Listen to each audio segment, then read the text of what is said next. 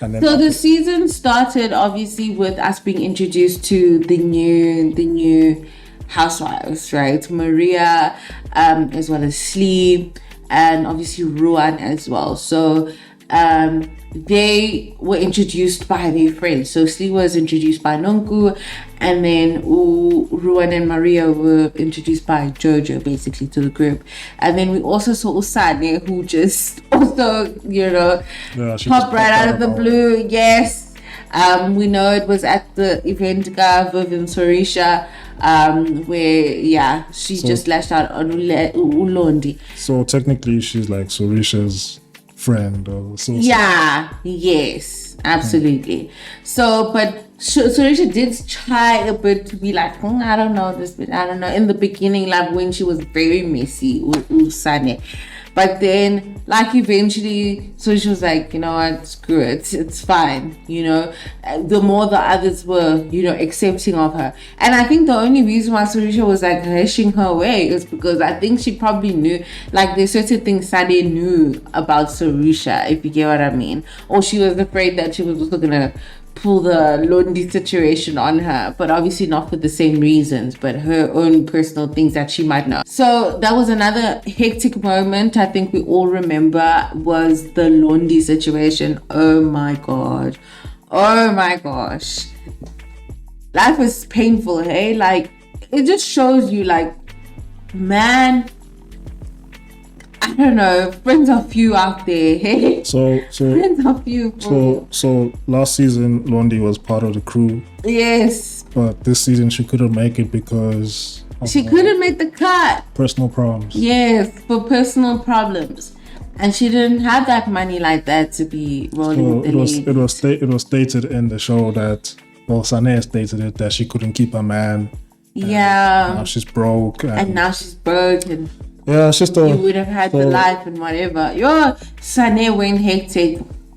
Yeah, Sane went really. So really that was one highlight that I remember specifically about the show. That the Sane and Londi London thing, where everybody was so shocked. Okay, let's start with your favorite. Yeah. Your favorite out of the group, and we'll keep counting them down until you. Oh my gosh! For this season, my favorite. My favorite had to be Sorisha. I don't want to lie. This season, she blew me away. Sorisha's always like been the very passive one. No, like her money talks for her. Like she doesn't have to say a word, and she's always been like, the voice of reason. The calm one. The one that always, wants everybody to get along. Hey, she was that person in all the other seasons. But whoa, this season, Sorisha was somebody else, I'm telling you. And I loved it. I loved it for her because she was just not taking nonsense from anybody this season. Because it's like, people would send their jabs her way. Like, nobody really wants to jab at Sorisha like that. Like, she got that money where you don't want to mess with her like that, If I don't want to lie, she does get that respect because of her money. Like, you could see. But then there are times when they're like, I used to go in and you're just another person at the end of the day. But we saw a lot of that in this season. Where I know, and she was also like, no, I'm not gonna let people walk all over me. This time I'm also gonna, stand up for myself. And she did just that.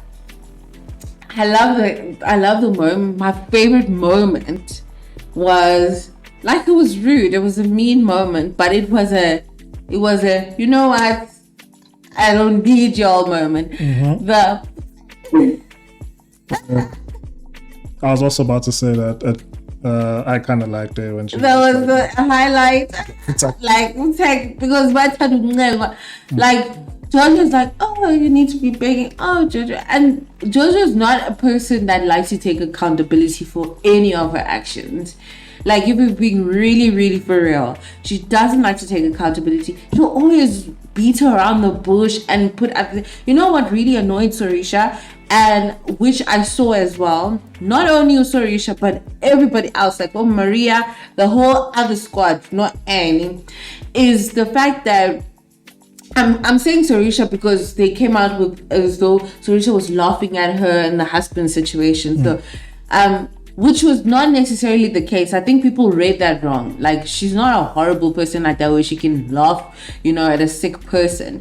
But what was annoying to them is that every time we raise something that we have a problem with you, then you want to run away from the situation. Then bring up your husband. Bring up your husband. There's the operation. There's... She's been doing that all the time, almost most of the seasons that she's been in, And it's like, well, okay, when do you account for something all the way to the end and not bring your husband into it? Everything. She finds a way to drag her husband into her dramas there with the women.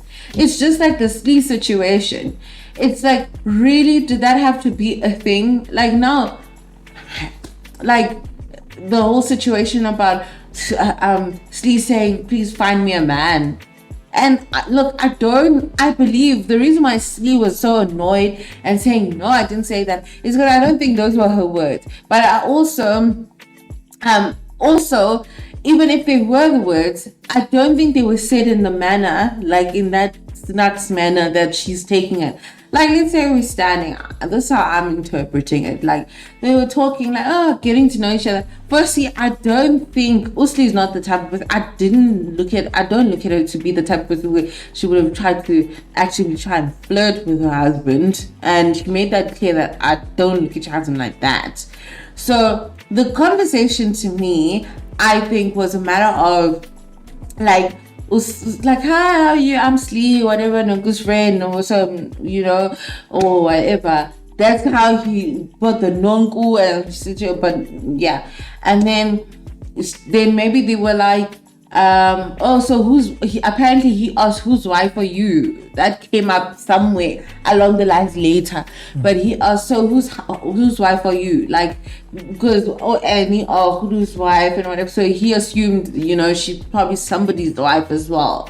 So she was like, oh no, I don't have a husband. Maybe I'm thinking maybe she said, maybe you can find me a nice husband, a nice rich man, along the lines of Housewives. Not Housewives is a rich man. You know what I mean? There's nothing offensive there. There's nobody trying to be snacks there. It's just somebody making conversation. I mean, I don't know you. We're trying to make conversation. I'm trying to, get to know, and you said something. But also, I don't want you to feel bad, like, because you said something that could have potentially offended me. You know what I mean? Because she could have been offended with the fact that, why are you asking me if I'm somebody's house? Like, I can only be on the show if I'm someone. She could have been offended, especially the fact that she's not an actual wife of somebody. So I think she was also trying to make him feel like, no, no, I'm nobody's wife. But if you want to find me a husband, whatever, and maybe it was quite jokey, then because we are trying to impress Jojo. Why? She comes with a totally different story to gaslight the situation. Jojo, on top of the fact that Jojo was already annoyed, she came in the situation seeing that Jojo was annoyed. Now she's coming to gaslight. She's like, my husband told me this, and the husband was not telling her, like, she snacks. What Slee came to me and was no. You could see it was like, oh no, we had a conversation. She came to me and she actually said I should find her husband or whatever. Jojo jumping into conclusions. She goes, then she wants to confront, and she decides to confront at the Viv. A lot of things happen at that Viv and Sorisha event. The Londi London situation. Ngapa Usli no thingy are fighting. So that was a big day in the Housewives. That day was a big day in the Housewives. So yeah, ever since that day, Jojo and Slee never got along. But I don't think ever since that day, Jojo had made a decision that she doesn't like Slee. And I feel like it was very evident, you know, particularly in the beginning. You could see she was trying to create some conspiracies as well, like, you know, changing the story as well to fit, you know, to sort of hype the thing up and other people to get mad. She'll go to people so that people also, you know, must feel the same way. And trust me, if somebody's new and you're already going around to everybody bad mouthing them before they even meet the person, you trying to cancel that person, you trying to, you know, destroy that person. Even went to Annie before Annie even met Usili, you know, and talked about her bringing Uno, you know, Jojo. So, you know, and then, yeah, but I love the fact that Annie actually decided, let me get to know Usli for myself. The same thing that Sorisha did. And you know what? Nonku summoned Usorisha. You know what? I'm gonna get to know Usli for myself. And hey, they hit it off. So those were that's actually one of my favorite friendships for the season. Sorisha and Slee's friendship. And then also the joining of Annie into that squad as well. And then Maria also eventually also joining. So everybody had their own phase of slowly joining. Annie also saw this twiddle dumb situation. I don't want to get involved. This ride or die of Nonku and Jojo just became super toxic. Super toxic to the point where nobody wants to tell each other, you are wrong now, my friend, or whatever. Like, I admire that friendship. Like, I'll do, you know, anything for my friend. If anybody speaks bad about my friend, I'm going to defend them, I'm going to whatever. But like, when it's at that point, that's pretty toxic because they don't even tell each other. Yeah, so I think that's the main problem. So the main problem is, it's not the fact that you defend your friends when they yes. It's when do you hold them accountable? When do you hold them accountable? When they are facing heat in public, you defend them, but in the background on the side, you tell them that no, you messed up here. Yes. Let's not do that. Let's not do that. That was wrong. They never did that. They never did. So instead of they kept soothing each other. Yes, you were right. You were right. Basically, they were just gaslighting each other. Exactly. The situation became worse. So that's why everybody felt like they were a bad influence on each other, and some felt like Nonku was a bad influence. Some felt like, well, hey, they were just a bad influence on each other. That situation was just wrong. And then Ruan, oh my God, Ruan in jail. I don't know. No, he's just a follower, that guy. He's just a follower. He didn't, but you know, he doesn't stand for anything. But I do feel that he thought, no, his friendship is safer on the side of Jojo. That's what I'm thinking. I don't know if maybe it's more beneficial to be Jojo's friend than it is to be Maria's, or Jojo is a more secure type of friendship. But it just did not make sense, because now are you blind? Are you like absolutely blind? Do you not see what's going on? Or like, is there something wrong with you? I never understood him. So okay, can we just quickly talk about how like Maria split from about Jojo? Like how did that happen? Maria also started seeing that no man, you know, this Nonku situation, like every time, well, she started seeing Jojo Nonku situation. I can't remember what it was, but there was a particular highlight moment for Maria on the Jojo Nonku situation. Oh no, when they got together, I remember they had like a day chilling together. Usorisha invited Maria. Remember in the beginning, Sorisha and Maria had not spoken, but you could see like Maria had this desire, this burning desire to talk to Sorisha, like to, you know, make like snacks thing, man. You know, our person when they're dying to know somebody, and she started making up things like, oh, she thinks Sorisha doesn't like her, things like that. But nonetheless, eventually she got the meeting that she needed with Sorisha. And they actually hit it off. She actually saw, oh, she's actually a nice lady, and they became friends. Cool. So I think that's the friendship Maria actually wanted, if we're being honest, more than even the Jojo friendship to begin with. But she still had that loyalty to Jojo, right? That Jojo, we're friends.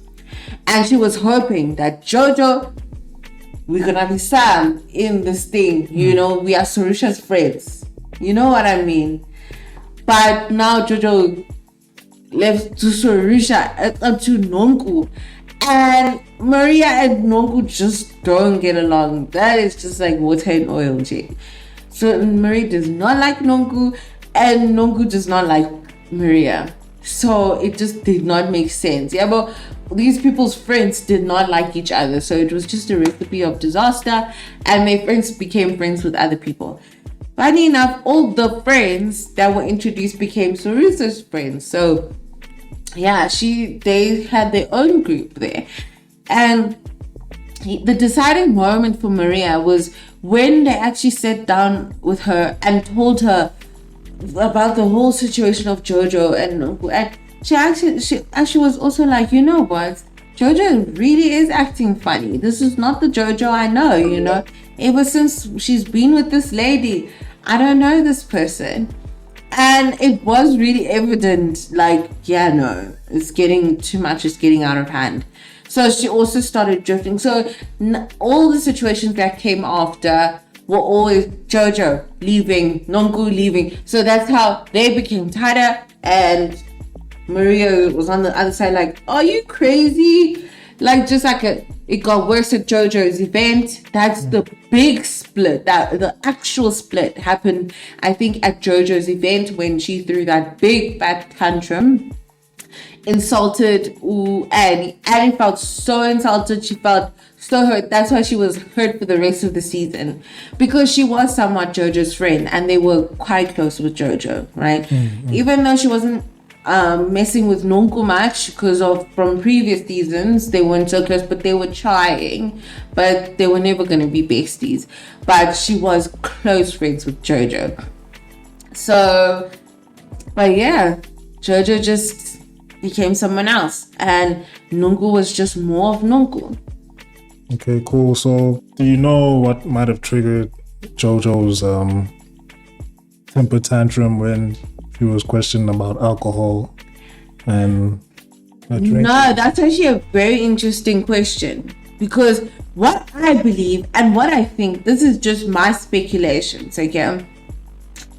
Deep down in myself, the way that she got hurt was though of a person who was an ex-alcoholic vibe. Like, the way that she got so insulted, a person who really just genuinely doesn't fuck with alcohol like that, and you telling me, you questioning my drinking, whatever, I wasn't gonna be offended with that. I was not gonna care. You know what I mean? Because it's like, I have nothing to hide. But the way she's so sensitive is though it's a trauma. It's like there's a trauma at the back of her head about people asking her, were you drinking, Jojo, whatever. And people who ask such things are people that had an alcohol problem.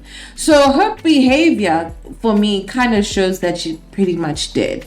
Like the lashing out and stuff. And I feel like maybe that's people around her starting having a problem with Jojo drinking because of how she behaves when she's drunk, right? Or when she's had a little bit to drink. Because if that's her sober, I can only imagine her, you know, drunk and throwing stuff at people, glasses, like you're throwing, like, that's bad. And always wanting to fight but not quite fighting, you know, always angry and yelling.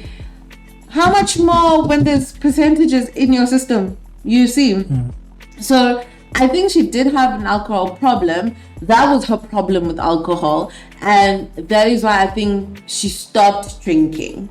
I don't think she stopped drinking because I mean, she was a very sad person. I'm not saying this in a bad way, but she was a very sad person, a very depressed person because of her traumas, her past traumas and things that she went through. I do think that maybe she did resort to alcohol because of that, like she was drinking, you know. Then I don't know if she actually said that in the previous seasons. I don't know. I don't want to confirm, but I think I actually heard her maybe in like with Nonku. That's why she was so understanding of Nonku's situation when Nonku used to get drunk so much, like in the previous seasons, and people had an actual problem with Nonku's drinking. Nonku was a problem. Every time she drinks, she's a problem. Like she will, and she gets that confidence to talk. That's sign number one of a person with a problem and people who have a problem with their drinking. Yeah, but which I think was a similar situation to Jojo, I'm assuming. And that's why she had that. That's the only reason she would sooner come to Nonku and understand the situation. But she didn't say it in so many words, but I could tell. She just told her story around her sadness, but didn't talk about the alcohol part. But for me, I felt like maybe she saw, birds of a feather. She was reminded of herself in Nonku. So, and that's why she's very tolerant of Nonku when she's in her drunk state, because I think we understand that. So that's the vibe I got. And I don't think like even Annie was being malicious when she was saying like, Jojo, are you like, she wasn't judging her. Like, I mean, you're a grown woman, you can drink if you want to drink. I'm not going to supervise you drinking. But it's like, I know you're my friend, you don't drink. So it's like, are you drinking because you want to drink, or are you drinking because you're being pressured, or what's going on? I feel like that was the initial concern, like, of Annie's in the beginning, when she was asking, like, before the getaway, she had asked before, like, oh, so you're drinking now, Jojo, huh? Okay. And then she's like, yeah. She was even defensive from that time. Yeah, something wrong from drinking, something like that. And then now the last straw was when Annie walked into her hotel room and said, oh, there's alcohol. Have you been drinking? And because there was an open bottle, she's asking because there was an open finished bottle. So she assumed maybe Jojo's drinking. She was like, oh, you're drinking. And it was smelling like alcohol when she's thinking. So she was like, yeah, Jojo can't say she's not drinking vibes. But it did happen to be Ruan's bottle that was finished. Ruan was drinking, and apparently she wasn't drinking. I don't know, she got so defensive about that. Almost like a child caught with, candy, and like stealing candy. She was so, like, to a point where it was like, yo, okay, it's fine. It's not that deep. No, I wasn't drinking. What's my bottle? My bottle's here. My bottle's full. Sissy, it isn't deep, but yeah. So why can't you just admit to it? No, I just had a problem. Because I think she's afraid of people judging her. Because people can judge you and start treating you funny and start monitoring you.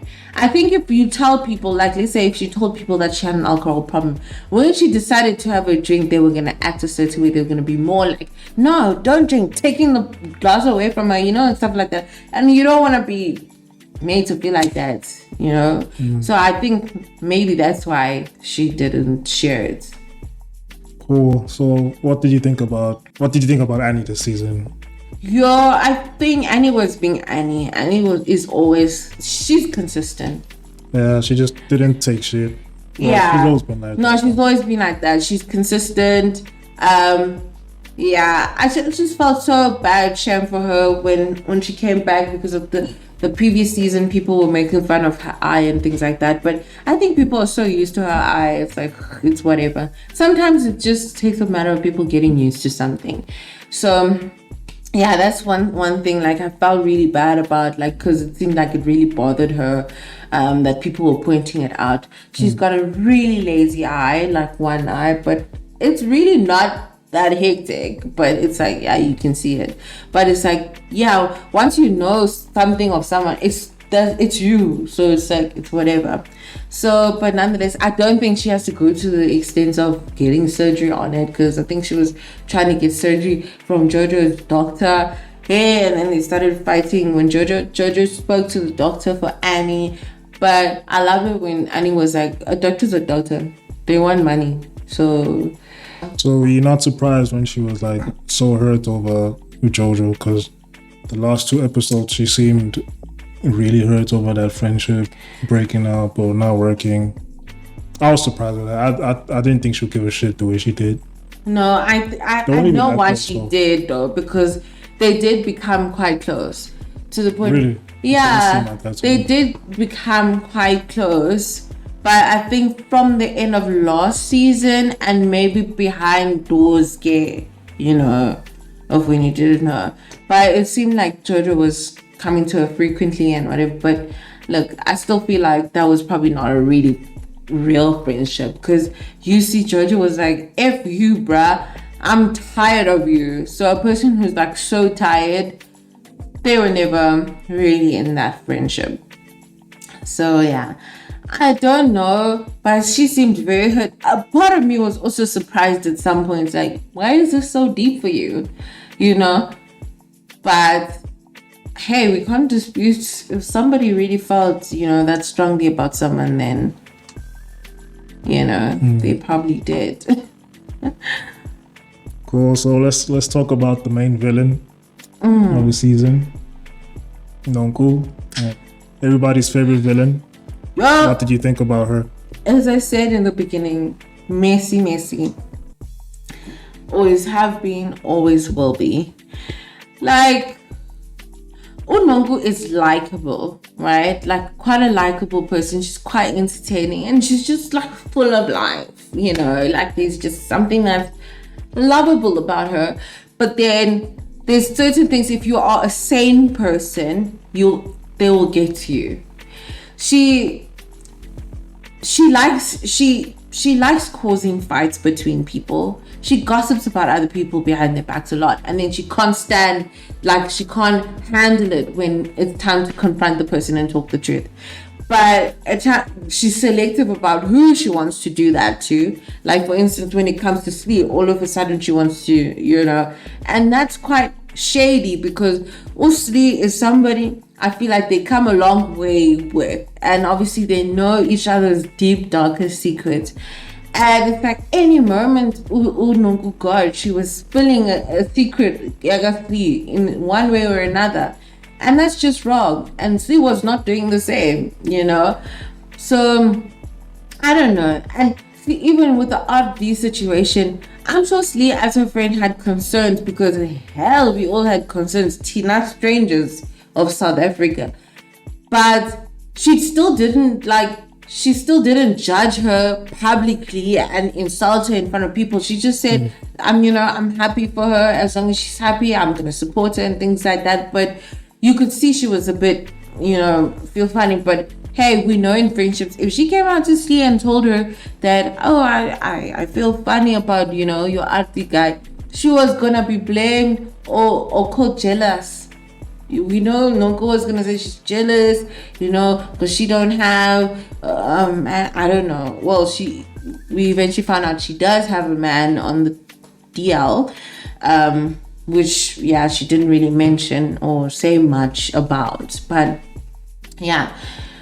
So hey, also Nonko getting involved with RD coming from nowhere, and then buying Nonko a car. Okay, that kind of seemed very dodgy. I don't see how she didn't think that was super dodgy. And then next thing, boom, finding out he was in jail, well, we did our digging as South Africa before they announced it on the show. And sadly in the show they did not touch why he was convicted. I don't know if they thought maybe South Africa was not going to look into that or no. But nonetheless, so I was also disappointed at the Queen, Nongu's mother. The moment RD promised her a car, she overlooked everything. The guy said clearly, Ma, I went to prison, You could see deep down inside she was aching to ask, why. But she didn't. Because brother was talking about he's gonna buy her a car, a better one than the one who did she not get excited? She was bought. So nothing was gonna change her mind about RD after that. So you could see she was concerned as a mother, but she didn't dare to ask any more questions. And Nonku as well, eh? Nonku's also like, yeah. So then he says something dodgy like, hey, one thing I said is that I asked Unguru if I did it, he must punish me. Something. I was like, oh, well, clearly you didn't do it. Because you got punished. You did get punished. So is that your admittance to that? The fact that you did do it. But anyway. So Notile, Nongu's daughter, was so uncomfortable. And his daughter was also uncomfortable. You could see the poor child was like, oh, she was literally, I don't know, cringing for the moment that she knew her father was gonna drop the news of that he's an ex-convict. So yeah, that was pretty hectic. Nongu's this season, it was hectic there by her. And then another annoying thing was that every time Nongu was brought to book about something or like being told about, she'd also just drag God in the situation. All of a sudden she was salwane, like, you know, which was really annoying to people because it's like, Sisi, pendula, answer for, you know, and you just beat it. You.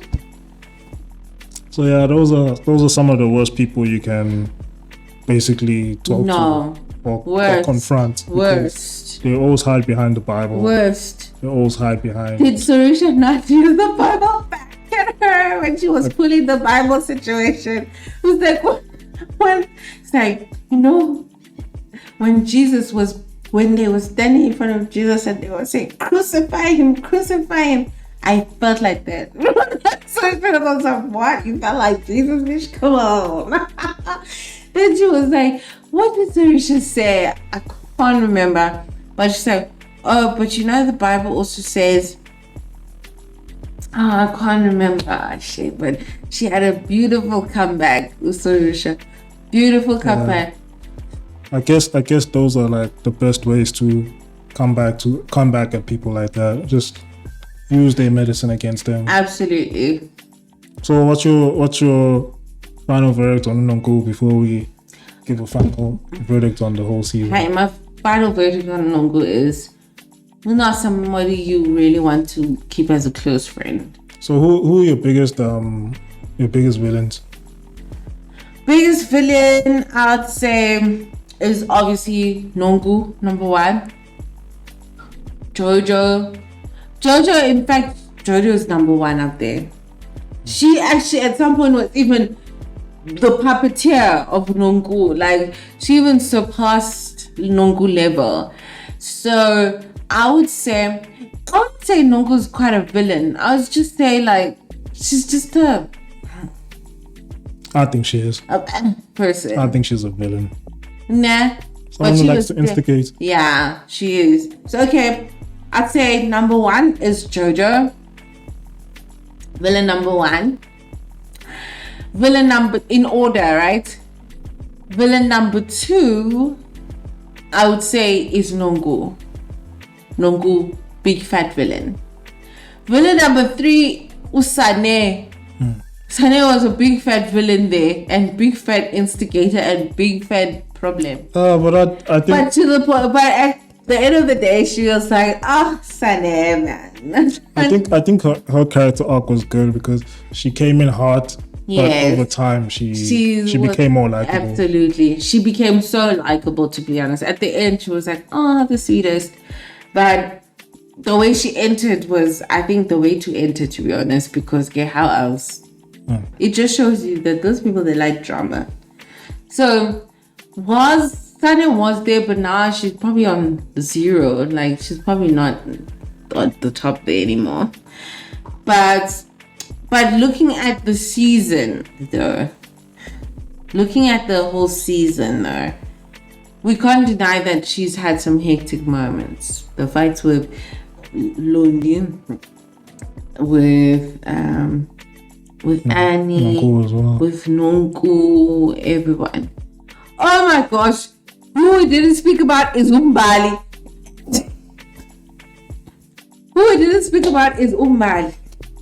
Mm-hmm. Why? For the very reason, because she was barely there. Like, this was not deliberate, but it just so happened we really did not mention Umbali at all. That was another situation. So that group was the villain group, the Nongu Jojo group, and then the Sarusha Annie group. Mm-hmm. Those were the good guys. Your I'd team, say your team that's my Sorisha. team. I'm Team Sarusha. I'm Team Sarusha, Annie, Maria. Yeah. I don't think I would be able to be friends with Jojo and Nonko. What's your overall verdict for the season? Well, the season was good. The season brought it, like the drama, the action, and it really felt quite genuine, actually, like a lot of it. It felt like actual beef. It didn't feel very orchestrated and very, like, put together. It kind of felt like actual beef. And we could see that it was real beef because people were tweeting and Instagramming and, messaging left, right, and center on actual socials when we saw the thing airing. We saw Jojo's meltdown on Instagram. So it just shows you that it was real, and you could see it was real emotions, real situations. So I like that. I like the fact that the season brought that. Yeah, lastly, what do you think about the climax of the season, like where Slee ended up trying to fight Nonko? Oh my goodness. That's how, like, I won't lie now. I don't condone violence, but like behind me, I had that. No. Some people deserve to get beat. Some people do deserve to get beat, guys. Like, but we don't want to beat people because obviously you'll go to jail and shit. But then, hey, like, some people just deserve something, And, oh no, yeah. And Nonko, stop thinking being beat is just is only for the ghetto, darling. You will get beat anyway when you mess with the wrong people. You will get beat anyway. So just because you can't put a fist together, that's your problem. So, yeah. In that finale, Slee was saying that she has so many files on Nonko. She has so many files on her, but she doesn't want to say. Mostly, yeah. Is that a good thing to do, to turn the other cheek, or should you fight? Yeah, in many cases, yeah, you don't. It's probably better to turn the other cheek because you can still maintain your dignity as a person. There's just something that is a bit bitter when you're a person that airs out other people's laundry. Yes, we like sensation as people, we're gonna enjoy it or whatever, but you become less trustworthy. You just devalue yourself, and you just, and there's something more valuable about a person who handled the situation like he did, So, but it does get to a point sometimes when you're like turning the other cheek is probably not always a great thing because people take advantage. They won't stop. Nonko's gonna keep saying something new now because she can see that she can get away with it. So at some point, Slee might need to drop some files as well. Let it be, fight fire with fire. So yeah. Cool. And even Sorisha said she got some files on Nonko, so she must keep quiet. So yeah, Nonko better just chill, hey? Because she's always acting, I don't know why she's acting over here, which is not right. Especially with people that are close to you. So yeah, no. And I feel like she knows Slee is that turn the other cheek person. That's why she keeps doing those things. Keeps putting her in those situations. Keeps embarrassing her in front of people. Then coming on the side, I'm so sorry, whatever. Let's fix our friendship every time. And then we in front of people again. The same thing happens. Those are friends you need to really watch out for. Those people are not your friends. When those people that do that are not your friends. Period. Yeah, so cool stuff. So what did you think of the season? Was it good, bad, terrible, really good? It was good. It was really, really good. It was a season that made me excited to see the next episode, which I think that's what's great. You're not watching for the sake of just watching. And this Real Housewives has really brought it out, like, compared to the others. Like, I don't know, the others for me are just not doing it. But this one really, really brought it, and it lived up to the standard on every season. So even this season was also great. Yeah. So you want to see a season 4? I'd love to see a season 4. I just don't know. Because JoJo's not going to come back. Well, she said she's never coming back to this thing. Yeah, that's okay. I think we've also had a good mouthful of JoJo as well. Like, even Nonku, if she doesn't come back, I'd also be fine, to be honest. Like, I think Nonku has played her part and her time. And yeah. So, I feel like the Musketeers, they can still be there. Maria, Ruan, because honestly, I don't know. Yeah, because how is he going to be there if Jojo's not there? And, you know, yeah, he's already picked a side. So, I'd just say, like, the ones that are cut be cut, and then new people, and we'll see. And then maybe from the OGs, more people will get cut. I can't wait to see the reunion. I really can't wait for the reunion. I can't wait for the drama. I can't wait for people to answer for the things that they were saying in their diary sections, in their diary sessions, in their secrets, in the what. There's so much. Nisha, even Slee and Mbali laughing about Maria's lips. I don't know what they're gonna say in front of Maria. You know what I mean? Oh, Jojo, the messiness that Jojo was doing in the beginning of the season, and all of that. I'm just really keen to see how they're gonna answer, and you know what they're gonna say about it. That was a season review of The Real Housewives of Durban. Yeah. You guys let us know what you thought about the whole season if you watched it. Did you think this was the best season of Real Housewives of Durban? Or which one did you enjoy, if there was one that you enjoyed more than this one? And yeah, who do you think were the villains? Who are the villains for you? What group would you join? Don't forget to like, subscribe, and keep watching. Bye-bye. I'll check you guys on the next one.